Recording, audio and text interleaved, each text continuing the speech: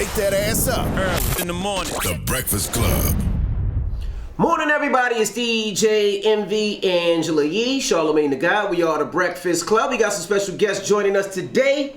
We have Wiz Khalifa and DJ Drama. Welcome. What up? What's up? What's up? What's up? Thanks for having us. Now, this is a special edition. I got a call a couple of days ago from Kid Capri. Kid Capri called me and asked me for DJ Drama's number. So I gave him Drama's number, but I wanted to call Drama and tell him that I was giving him the number. I had no clue why. I called Drama, and Drama told me everything that was going on. Mm-hmm. When I first heard what was going on with Wiz Khalifa, I said, I know Wiz a long time in this industry, right? We're not friends, friends as you call all the time, but every time we see each other, he's always cordial, happy, very... if he's out and about and you're out and about, he's gonna make sure that you're comfortable, right? I've never seen a angry Wiz in my life, other than when he's boxing and hitting in the bag, right? That's the only time I've ever seen him and he still looks happy when he's hitting the bag. So we talked about the incident, what happened, and from the video, we only seen one side. So I told Drama it would be dope if two DJs actually interviewed Wiz to talk about what was going on, because we get it from both sides. Right. Here's somebody that's Drama's had beef with a lot of artists. I've had beef with a lot of artists, but this is not necessarily the same situation. Mm-hmm. So we have Wiz Khalifa. You're on tour right now. Congratulations, you just released your album. Thank you. So break down what happened. You were in the club. It was your album release, and what happened that night? Yeah.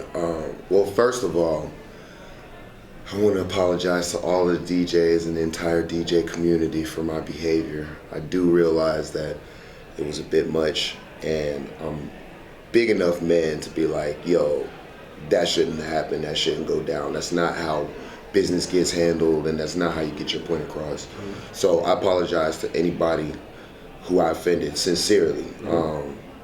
I didn't want to piss anybody off. What happened that night, unfortunately, I'll just walk you through the whole situation. I was booked to be at Poppy for my album release that night. Mm-hmm. It was the night that my album came out. So it was like officially, my night. Mm-hmm. I'm on the flyer, and you know how it is if you book an artist at a club, they usually, have like a small set. I think my set was to be 5 songs. Mm-hmm. So we prepared the set, we put it on a flash drive, and we gave it to the DJ. And, he warmed up the crowd, did his thing, played whatever records, gets the club going, and it was a good night. When it came time to be my set, like my 5 songs, the songs that we gave to him on the flash drive, it was just a real issue with timing, like firing the songs, the cues were wrong. And the way that I usually perform, especially if I'm rocking with a DJ that I've never performed with before, I just like to go back and forth with them. I might tap you like, yo, do a little mute right here, or cut the verse right here, just so we can have fun. And you know what I'm saying? That's mainly the interaction. If I'm, performing with a DJ who is not my DJ, Bonix. So, in attempt to do that, it was kind of getting thrown off. Like everything was it wasn't going right. The music wasn't going right. There was people talking over it. And like I calmly was like, let's get it together, guys. Like I understand, but we need to get on the same page. Mm-hmm. And that was my first attempt at like trying to, let them know like, yes, it's not really going how it should be going. And then, as the set continued, it just got even more unprofessional. Like songs were playing in the middle of my songs, and I would I know the order of the songs. So I would want to go to the next one, and then a song that I didn't even have in the order comes on. So it was just really frustrating, and I got emotional, and I showed, my emotions, and that's mainly what you see in the video. And I was definitely out of line for, touching a young man's hat, and doing what some people would consider assaulting a DJ. That was not in my character, and that's not how I handle things. And it's not excusable, it's not defendable in any way, shape, or form. But the situation was, between me and the guys there, and I just got upset. That's all I was on my end. Have you gotten a chance to talk directly to Mikey Danger? No, I've reached out to Mikey Danger, and he's in the midst of a lot of different things going on, so we haven't gotten the chance to talk to each other. It's definitely a goal of mine to get in touch with him personally and personally apologize. Yeah, make that happen for sure. Yeah, I reached out to Mikey before I did the interview because I wanted to ask how he felt, if he wanted to say anything, and I reached out a couple of times and he didn't get back to me. I reached out. Well. I don't know him personally, Right. so I reached out to a couple of label people and he didn't return. I will say, like, you know, and I saw Mikey's post. He made a post on Instagram and everything, and you know, I feel like it was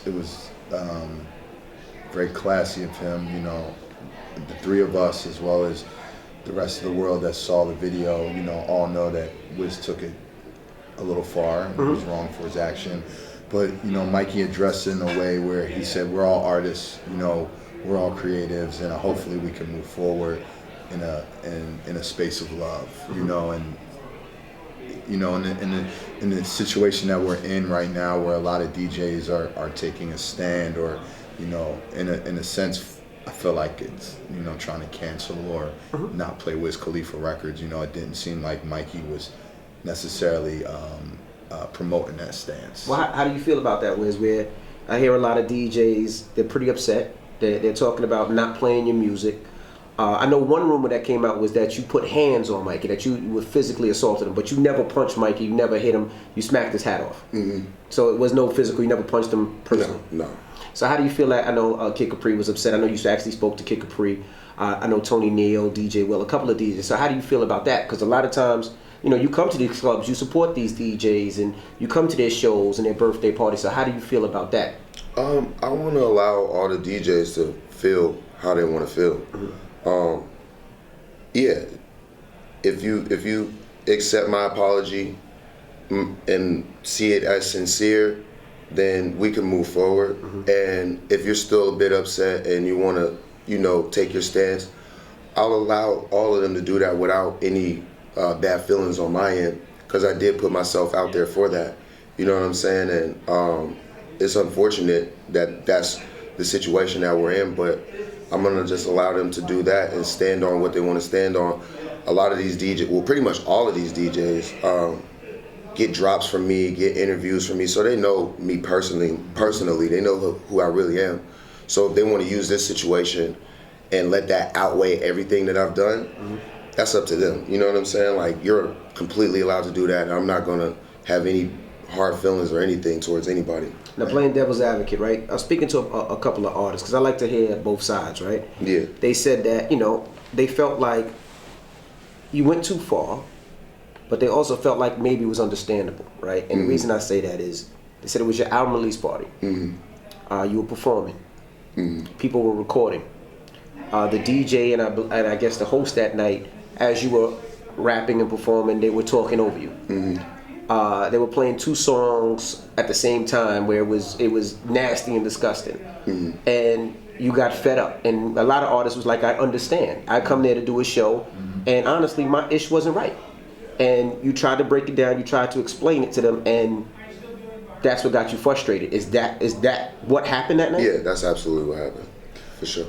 So, you know, and when me and you talked, me and Kid Capri talked, and, you know, we've continued to talk through the week. You know, and me and Capri talked about we were going to do this interview, and, you know, he just asked me, or he wanted to make sure I was okay, because, you know, I feel like I'm in a somewhat of a complex position. Why's that? Well, Wiz is a personal friend of mine. You know, he has been for pretty much his whole career. You know, I'm somebody that was going to Pittsburgh in 07, 08, 09. You know, me and Wiz got close very early on in his career. You know, I've been on tour with him since 2014. We go out, you know, so he's actually somebody that I consider a close friend in the business. But I'm also a DJ, you know, and I support DJs, you know, I stand by DJs, you know what I mean? And, you know, there are a lot of DJs that look up to people like myself and you and others on a certain stature. So I don't want to come off as biased, you know? And, you know, one of the things that I wanted to say that, you know, as I've processed the situation and went through it, first and foremost, I don't even think it's necessarily just a DJ and an artist situation. It's a man-to-man situation. Correct. And we all know as men, you know, you can't put your hands on anybody. You know what I'm saying? And I'm sure Wiz would agree to that. You know what I mean? Like when it comes down to it. And then the other thing that kind of for me with processing through this whole week and watching how it played out and DJs, you know, getting on their social media and making statements and saying let's not play Wiz Khalifa records and DJs staying united. Like Wiz is one of the most coolest, most humble, most like down to earth, friendliest artists that you can name in the business. Right. And he has been for his whole 15 years in the game. And it's like, you know, not to say any names, but there are incidents and situations out there with very huge, large known figures, you know, again, maybe in different fields of entertainment or in sports, that a story will come out and then more stories will come out and then more stories will come out. Correct. And then next thing you know, it's 100 people with the same similar stories. That's not this case right here. Mm-hmm. I feel like it was a very isolated incident, you know, and I feel like, you know, again, wrong is wrong, you know. Wiz, and I don't want to speak for him, but he's already made a statement and said that he knows he was wrong. But it's not like 100 DJs or less or anybody can come out and be like, yeah, I had a bad experience with Wiz Khalifa too, and yeah, I remember when Wiz came to the club and he did some fucked up shit. Nobody can say that. Right. You know what I'm saying? So that as a DJ was kind of bothering me about, you know, this quote unquote DJ Stand United situation. Like it feels a little unfair, you know what I mean? Because, you know, before this, nobody had a bad story to tell about this. No, I get it. And when I seen the video, and I think any DJ there, if anybody would have knocked off my hat, if we in the airport, if we in a regardless outside, yeah, we're tussling, yeah, right? We got regardless, because we're men at the end of the day, and then we can shake hands and laugh about it. I mean, I done had problems with pretty much every artist in the industry, and a lot of times we laugh it out when it's over. But what I didn't like was the next day you did an interview with Complex. I think it was Complex. It was a DJ named Complex. Oh, DJ Complex. Well, and they played the snippet where you was like, sometimes DJs need to get spanked. Now, was that out of frustration? Was that out of being mad? Where did that come from? Honestly, I was talking about younger people more on the grind and on the come up and who don't really have to answer to their actions. And physical altercation is not the way to handle any of my business. That's not what I'm talking about. Mm-hmm. Checking somebody about your business, sometimes it has to happen. And that's more of what I meant by that comment. Is like, you know, it's not necessarily foreign for, you know, artists, DJs, or just anybody in the hip hop community to get kind of checked. And sometimes it's more aggressive than others, but it's not foreign. So, you know, to act like that's not really, you know, where we come from or what we do when it's like an issue or something to stand on. I'm not on that side where it's like, nah, I'm not just, you know what I mean? You know what I'm saying? So it's kind of weird. Now, Mikey called you tomorrow and said, you know what, Wiz, I feel away. I want 5 minutes with you in the gym. Just let's box it out and then we can hug after. You're fine with that? I'm not making any more violent scenarios. I'm done provoking violence. That was my one time y'all gonna catch me. And yeah, I apologize. It wasn't right. Okay. So I wanna switch gears for a second. Yeah. So you're independent now. You're no longer on Atlantic Records. Mm-hmm. Why did you decide to make that move? I had a really, really decent run in the majors. Well, it's better than decent. Yeah, it was cool. It was fun. Mm-hmm. It's billion. Yeah, it was decent run. Yeah. Yeah, it was fun, but I just feel like, you know, moving forward, I'm just going to explore my options, you know, independently.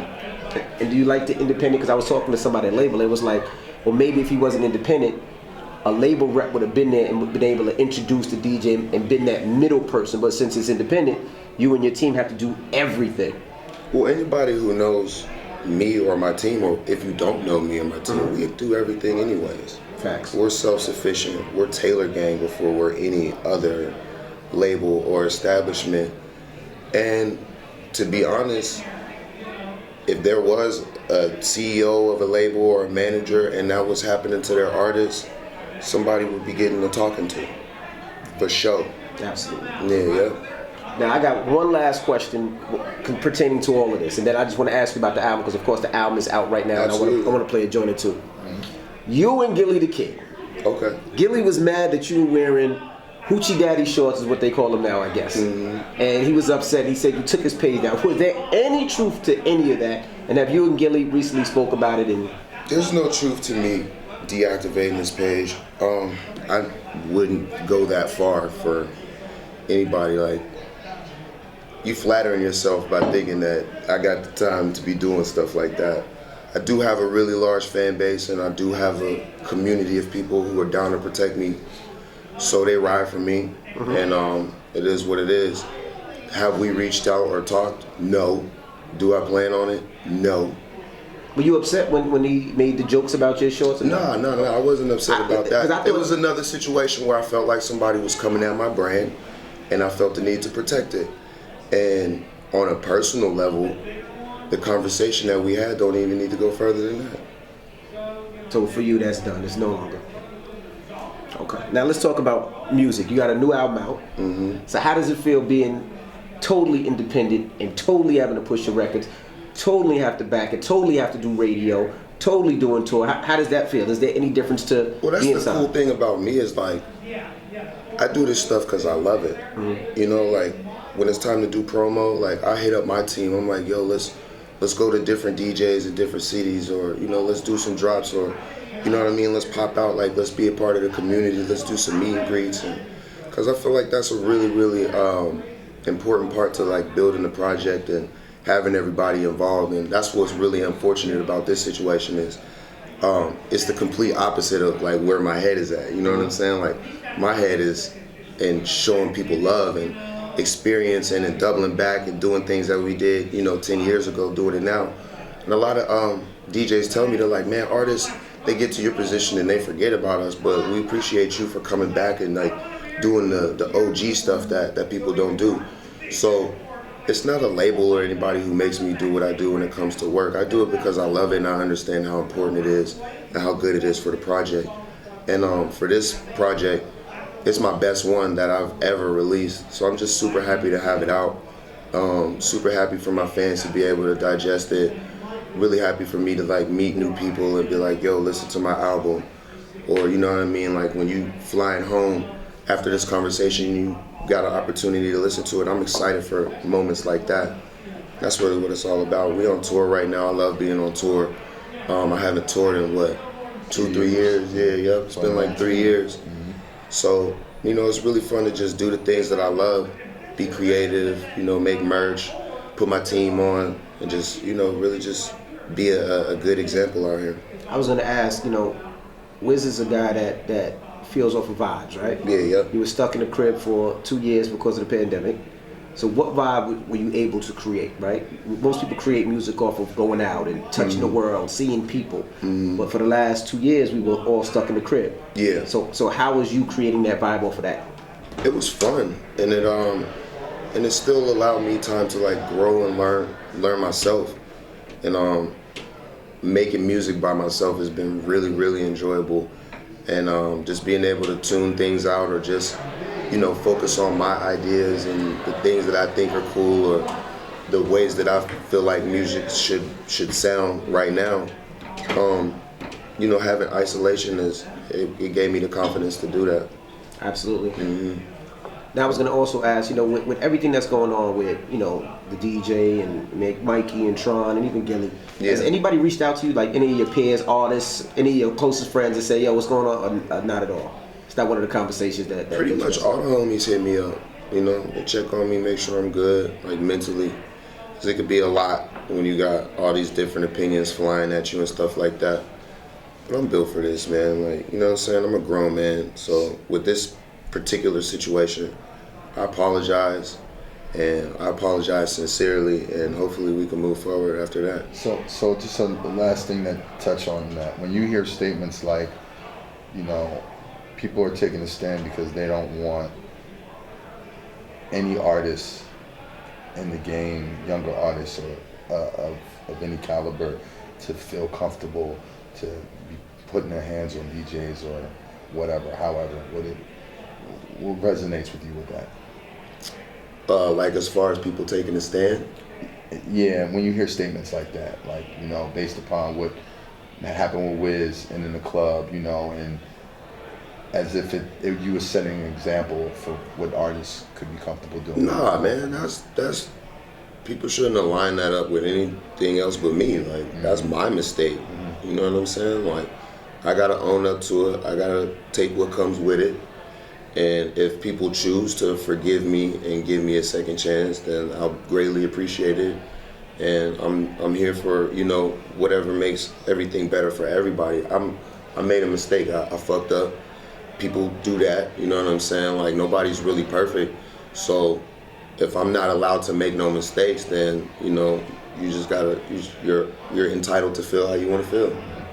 All right, well, there you have it, ladies and gentlemen. Wiz Khalifa, DJ Drama tonight. They're in Austin, Texas. So make sure you check them out. And I appreciate you guys, and I appreciate you clearing it up. A lot of people wouldn't have cleared it up, wouldn't have wanted to talk about it, wouldn't want to discuss it. Mainly it's just me apologizing. Like, I'm not defending myself or saying what should happen or shouldn't happen.